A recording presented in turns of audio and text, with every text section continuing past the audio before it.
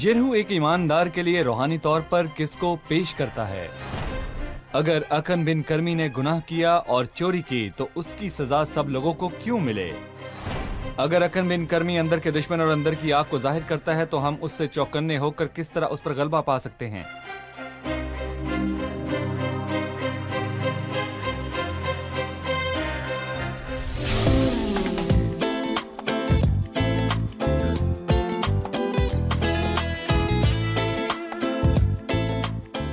عزیز ناظرین، میں Ayad Zarif آپ سب دیکھنے والوں کو ہمارے روز کے بائبلی مطالعہ پروگرام کی اس نئی قسط میں خوش آمدید کہتا ہوں۔ اس پروگرام میں ہم بائبل مقدس کی تمام کتابوں کا مطالعہ پیش کر رہے ہیں۔ ناظرین، اگر آپ ہمارا پروگرام روزانہ دیکھتے ہیں تو خداوند کے فضل سے ضرور آپ بائبل مقدس کا مطالعہ پیدائش تا مکاشفہ کر لیں گے۔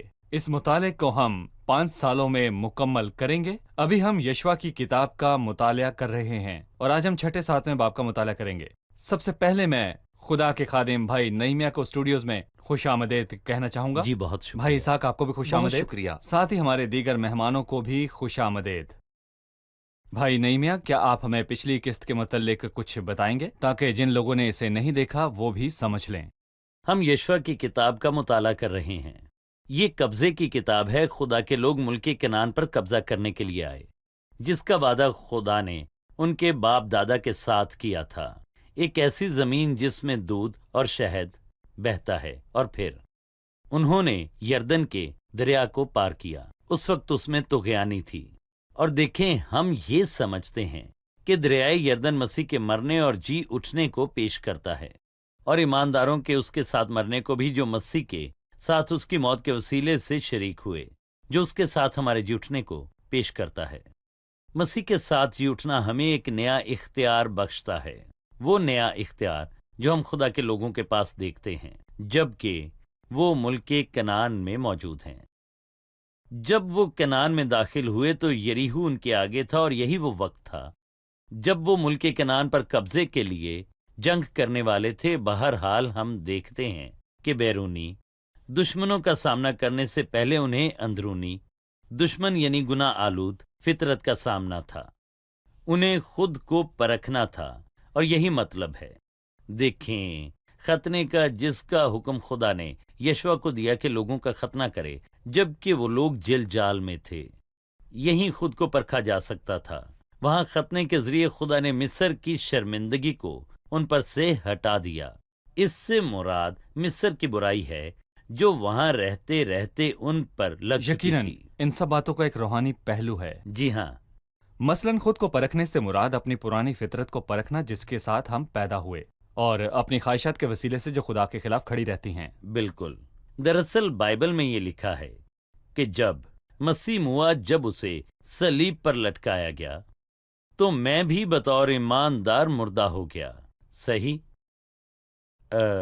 بائبل سکھاتی ہے کہ ایماندار گناہ کے اعتبار سے مردہ ہیں، جیسا کہ رومیو 6 میں لکھا ہے، ہم جو گناہ کے اعتبار سے مر گئے کیوں کر اس میں آئندہ کی زندگی گزاریں۔ ہم اپنی خودی کے اعتبار سے بھی مردہ ہیں۔ میری ہستی اب میری نہ رہی، اب یہ اولین یا مرکزی نہیں ہونی چاہیے۔ خودی تو اسی بات کو چاہتی ہے اور یہ خدا کے کاموں میں بھی مداخلت کرتی ہے، لیکن مسیح کی صلیب خودی کا خاتمہ کرتی ہے۔ گلتیوں 2:20 میں رسول کہتا ہے کہ میں مسیح کے ساتھ مصلوب ہوا ہوں، اور اب میں زندہ نہ رہا بلکہ مسیح مجھ میں زندہ ہے، اور میں جو زندگی اب جسم میں یعنی اس زمین پر بسر کرتا ہوں تو خدا کے بیٹے پر ایمان لانے سے گزارتا ہوں، جس نے مجھ سے محبت رکھی اور اپنے آپ کو میرے لیے موت کے حوالے کر دیا، اور میں شریعت کے اعتبار سے بھی مردہ ہوں۔ اور میں وہ شخص نہیں رہا جو شریعت کے کاموں کے وسیلے سے خدا کی نظر میں مقبول ہونا چاہے، کیونکہ شریعت تو خود مسیح کی صلیب کے ساتھ پوری ہو گئی۔ جلجال میں مجھے اپنے بدن کا سامنا کرنا تھا، یعنی گنہگار فطرت کا، اور خود کو پرکھنا تھا تاکہ میری مسیح کے ساتھ موت کے وسیلے جو قانوناً صلیب پر واقع ہوئی مجھ میں ظاہر ہو۔ تو انہیں جلجال سے شروع کرنا پڑا، اس سے پہلے کہ بیرونی دشمنوں سے لڑیں۔ انہیں پہلے خود کو پرکھنا تھا، لہٰذا جلجال میں نہ صرف ان کا ختنہ ہوا بلکہ یہ ان کے لیے نقطۂ آغاز بنا۔ انہوں نے جنگیں لڑیں اور جلجال کو لوٹ گئے تاکہ خداوند انہیں ہر طرح کے غرور سے یا خود کو بہت بڑھ کر سمجھنے کے گناہ سے بچائے۔ اس کا تعلق اس سے تھا کہ وہ کون ہے اور ان کی زندگی کیا ہے۔ کیا آپ ہمیں راہب کے متعلق بتائیں گے کہ جب یریحو کی دیواریں گریں تو اس نے کیا کیا؟ یریحو کی دیواریں گرنے سے پہلے یشوع نے جاسوسوں کو حکم دیا کہ راہب کے گھر میں گھس کر اسے وہاں سے نکالیں، اور نہ صرف وہ خود بلکہ ان سب کی خلاصی کی وجہ بنی جنہوں نے اس کے گھر میں پناہ لی۔ اس لیے بائبل سکھاتی ہے کہ خداوند یسوع مسیح پر تو ایمان نجات لائیں پائیں گے۔ تو اور تیرا گھرانہ نجات پائے گا۔ یہ حقیقت ہے جو ہم چاہتے ہیں کہ ہمارے ناظرین بھی ضرور اپنائیں اور خداوند یسوع مسیح کے پاس آئیں، تو آپ عدالت اور تباہی سے مخلصی پائیں گے اور ابدی زندگی پائیں گے۔ آپ اپنے گھرانے اور اپنے بچوں، اپنی بیوی، اپنے شوہر اور اپنے رشتہ داروں کی نجات کا باعث بنیں گے، جنہیں بائبل کی خوشخبری سنائیں گے۔ صحیح۔ بھائی اسحاق، کیا یردن پار کرنے کے بعد بنی اسرائیل کے سامنے جو پہلا شہر آیا وہ یریحو ہی تھا؟ روحانی طور پر بات کریں تو یریحو کی کسی طور پر خدا کے فرزندوں کے ساتھ دشمنی ہے؟ یہ ایمانداروں کے 3 دشمنوں میں سے ایک کو پیش کرتا ہے، اور میں بتانا چاہوں گا کہ یریحو دنیا کو پیش کرتا ہے، اور میں یہ بھی بتانا چاہوں گا کہ یریحو کا مطلب ہے بو۔ اس کے لوگوں کے لیے یہ خوشبو ہے، مطلب خدا کے لوگوں کے لیے۔ بہرحال یہ ایک بھیانک بو ہے، یہ گناہ اور خدا سے غافل ہونے کی بدبو ہے۔ اور جب میں دنیا کی بات کرتا ہوں تو دنیا سے میری مراد وہ حکومت ہے جو شیطان کے اختیار میں ہے کہ انسان کو خدا سے دور رکھے۔ یہ تخلیق شدہ دنیا نہیں، اور آسمان خدا کے جلال کو بیان کرتا ہے، اور نہ ہی یہ وہ دنیا ہے، کیونکہ خدا نے دنیا سے ایسی محبت رکھی، یعنی سب انسانوں سے۔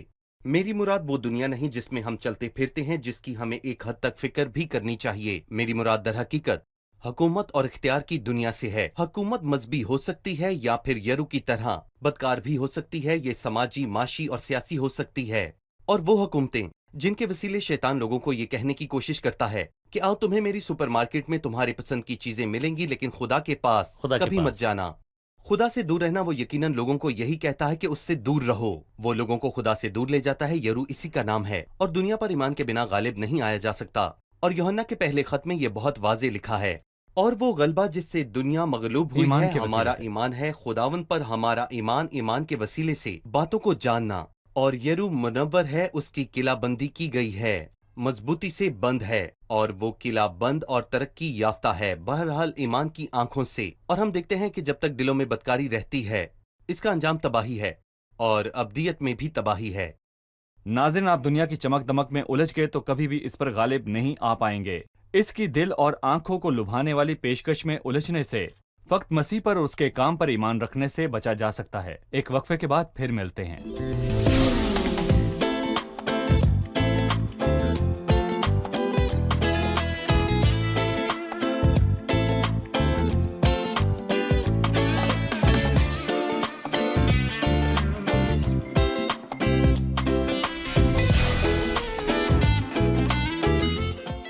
عزیز ناظرین، ایک بار پھر خوش آمدید۔ آئیے اس عظیم کتاب کے مطالعے کو آگے بڑھاتے ہیں، لیکن پہلے میں حاضرین میں سے سوالات لینا چاہوں گا۔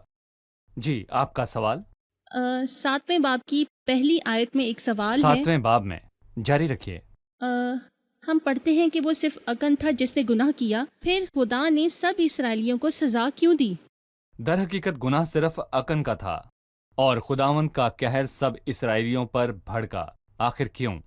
جی بھائی نعیمیہ۔ دراصل یہ واقعہ سکھاتا ہے کہ خدا اپنے لوگوں کو دیکھتا ہے، اور یہ کہ خدا اپنے لوگوں کو جانتا ہے، اور یہی وجہ ہے۔ یہ سچ ہے کہ اکن نے گناہ کیا اور چرایا، لیکن خداوند کہتا ہے کہ اسرائیلیوں، تمہارے درمیان ایک اسرائیل مخصوص کی ہوئی چیز ہے، اور نئے عہد نامے کے ماننے والے بھی مل کر ایک بدن بنتے ہیں، اور دیکھیں یہ مسیح کا بدن ہے جو خدا کے ساتھ منسلک ہے، لیکن پھر بھی اس بدن میں بہت سے اعضاء ہیں۔ یہ ہمیں تھوڑے سے خمیر کے آسمانی نظریے سے متعلق بتاتی ہے کہ تھوڑا سا خمیر سارے آٹے کو خمیر کر دیتا ہے۔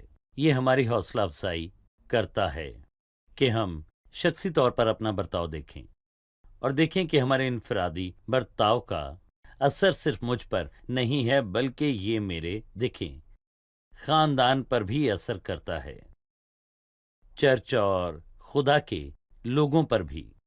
اس لیے مجھے اپنے برتاؤ میں محتاط رہنے کی ضرورت ہے تاکہ خدا کے لوگوں کے لیے سزا کا باعث نہ بنوں۔ میرے خیال میں یہ ایک طرح کا خطرہ ہے، اس طرح کہ یہاں دشمن بیرونی نہیں بلکہ اندرونی ہے۔ بنی اسرائیل بیرونی دشمن کو لے کر پریشان تھے لیکن اندرونی دشمن کو بھول گئے جس نے گناہ کیا تھا اور جو ان کی ہار کی وجہ تھا۔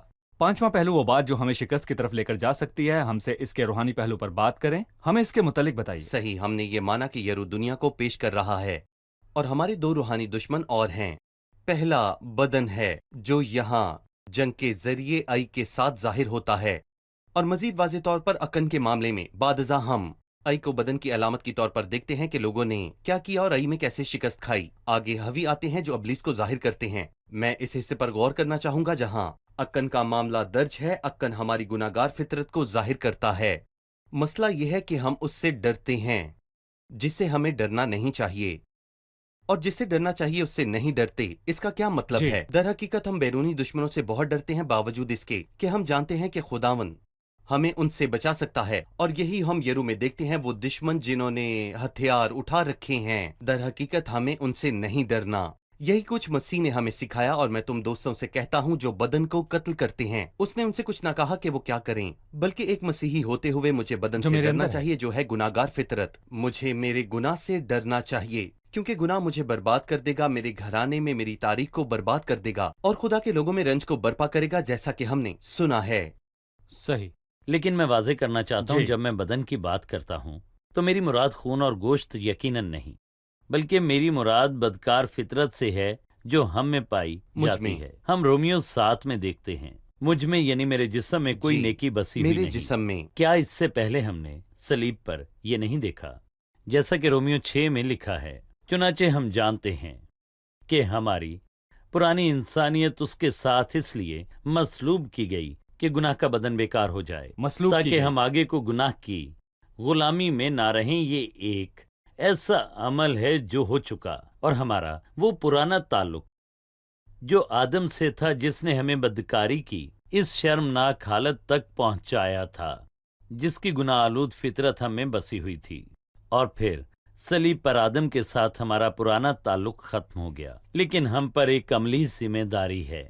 رومیو 6 باب میں پولس کہتا ہے، اپنے آپ کو گناہ کے اعتبار سے مردہ جانو، یعنی اس حقیقت کو جسے تم نے صلیب کے نام سے جانا ہے اپنی زندگیوں میں زندہ کرو، یعنی میرے اندر بسے گناہوں کو اس کی فطرت کے مطابق عمل کرنے کی اجازت نہ دینا، اس کو بڑھاوا نہیں دینا، پالنا نہیں۔ بلکہ ہم دیکھتے ہیں کہ بائبل یوں فرماتی ہے، اور اپنے اعضاء ناراستی کے ہتھیار ہونے کے لیے گناہ کے حوالے نہ کیا کرو، کیونکہ دیکھیں یہ اس ختنے کی مانند ہے جو جلجال میں ہوا تھا۔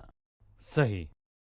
عزیز ناظرین، ہم ایک وقفہ لیں گے اور اس کے بعد اس سلسلے کو آگے بڑھائیں گے۔ وقفے کے دوران اسکرین پر دیے گئے پتے کو نوٹ کیجیے اور اپنے سوالات ہمیں بھیجیے، خدا ان کے فضل سے ہم اس کا جواب ضرور دیں گے۔ وقفے کے بعد حاضر ہوتے ہیں۔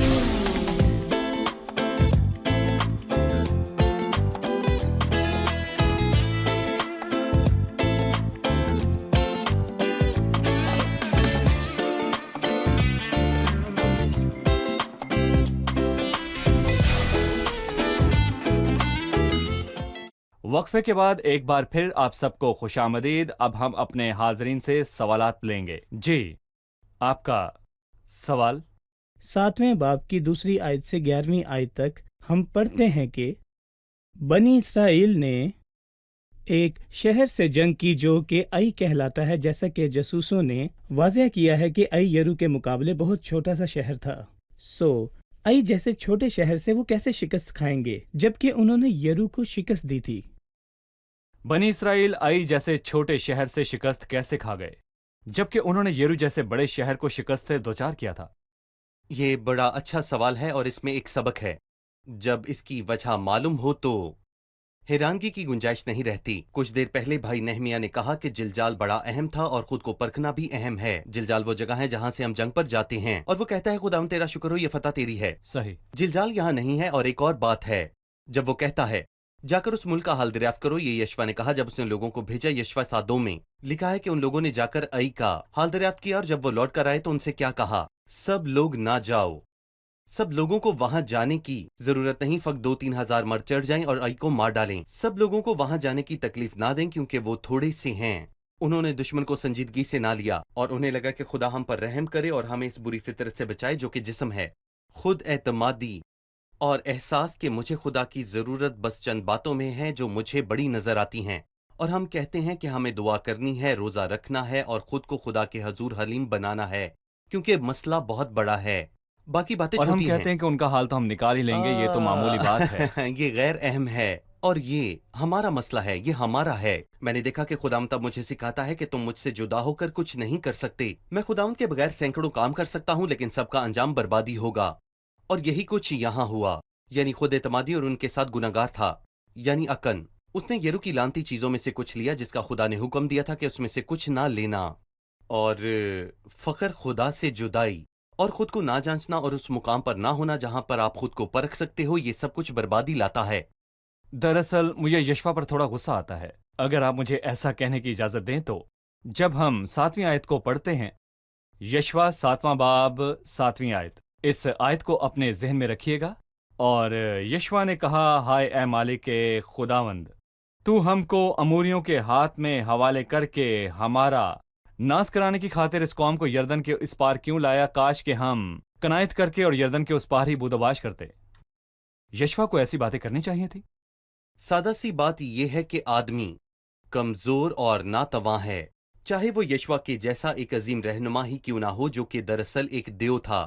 یشوا کے مقابلے میں میں کیا ہوں؟ دراصل بائبل ہمیں بتاتی ہے کہ در حقیقت انسان انسان ہی ہے، اور ایلیا کے بارے میں لکھا ہے کہ ایلیا ہمارا ہم طبیعت انسان ہی تھا اور وہ بڑا اداس ہوا، لیکن یشوا میں اچھی باتیں بھی تھیں، اور اگر آپ کو اس کی اس بات پر غصہ آتا ہے تو یقیناً آپ کا غصہ بالکل ٹھیک ہے، لیکن یشوا کی اچھی بات یہ تھی کہ جب بھی وہ اداس ہوا تو وہ خدا کے پاس گیا۔ ایک اچھی بات یہ ہے کہ زندگی کے سفر کے دوران ہم ایسے حالات سے گزرتے ہیں جو ہمیں صدمے پہنچاتے ہیں، اور ہم نہیں جانتے کہ خداوند ہم سے ایسا کیوں کرتا ہے۔ خداوند کے پاس اس کی وجہ ہے، میرا کام ہے کہ خداوند کے پاس اپنی شکایت لے کر جاؤں، اور یہ بہترین حل ہے، اور پھر خداوند اپنے رحم، فضل اور محبت میں مجھے اس کی وجوہات بتائے گا۔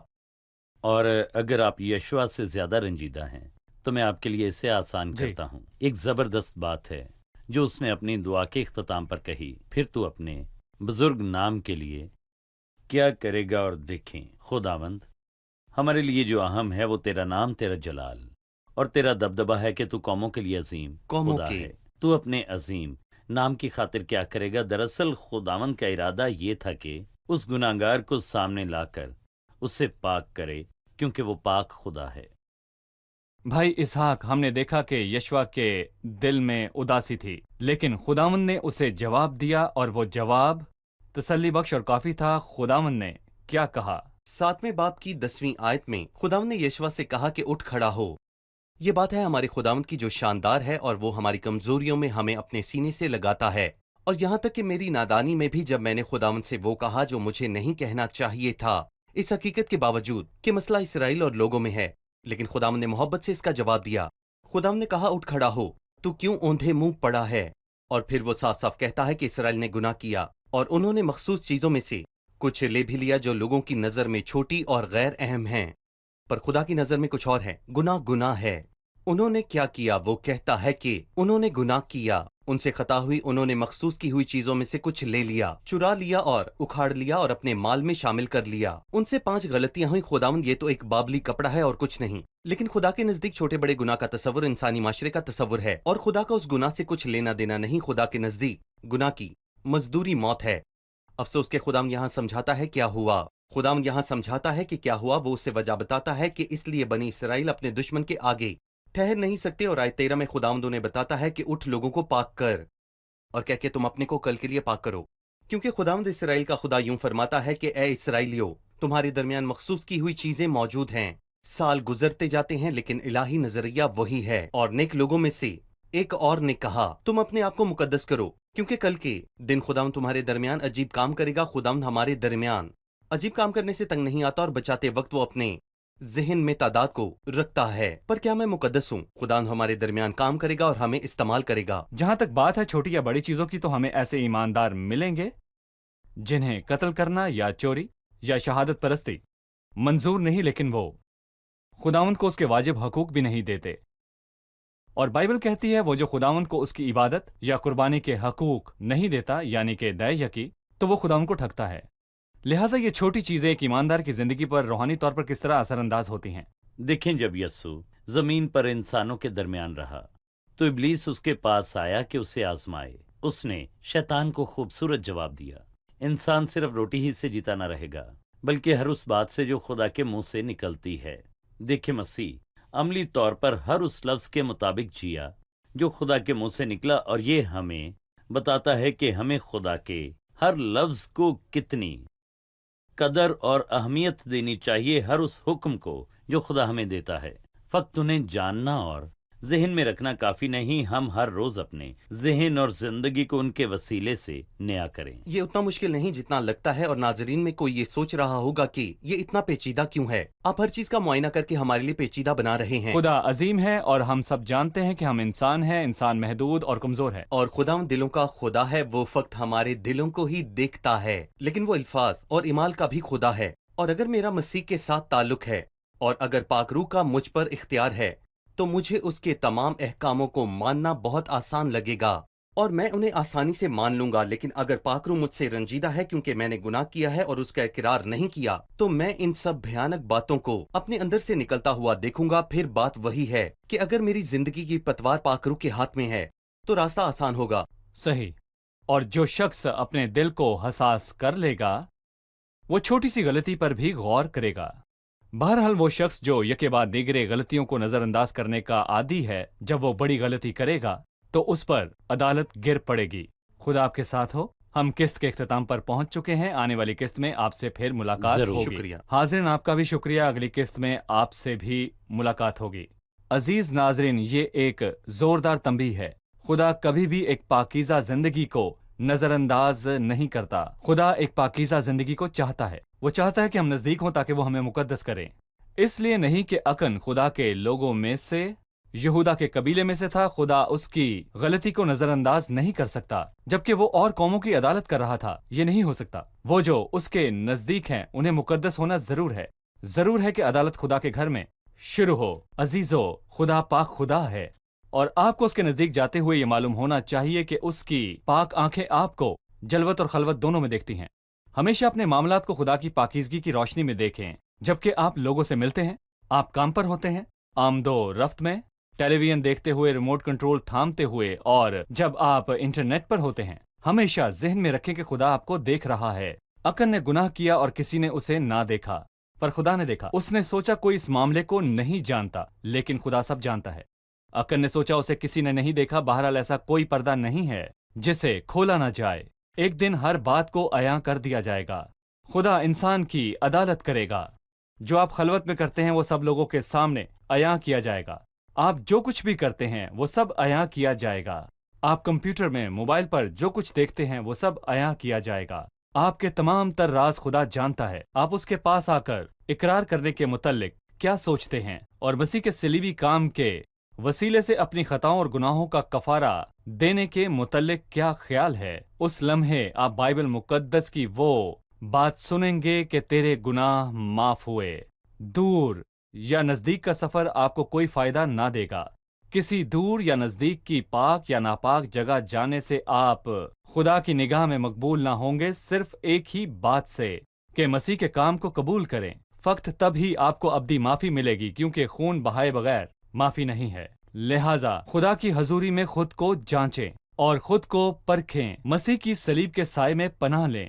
فقط تبھی آپ ابدی زندگی پائیں گے۔ آنے والی قسط میں آپ سے پھر ملاقات ہوگی۔ خدا آپ سب کو برکت دے۔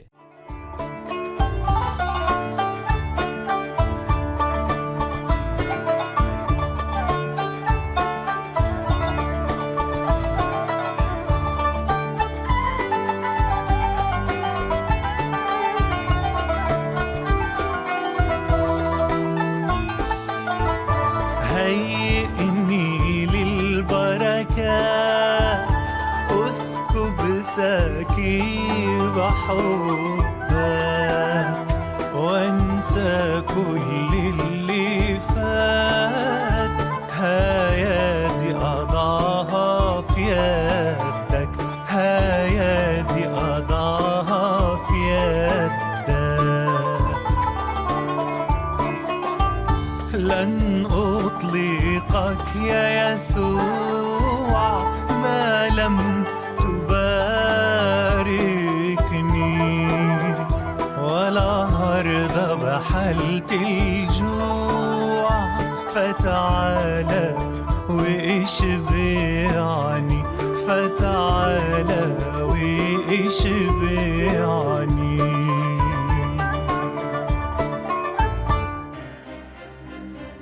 वो क्या इकदामात थे जो अकन ने किए कि ये जानलेवा गुनाह खत्म हो जाएं? क्या अकन मिन कर्मी का इकरार सच्ची तौबा माना जा सकता है जिसे यशवा भी कबूल कर पाए? वादिये अकूर का क्या मतलब है और एक ईमानदार के लिए इसका रूहानी मतलब क्या है?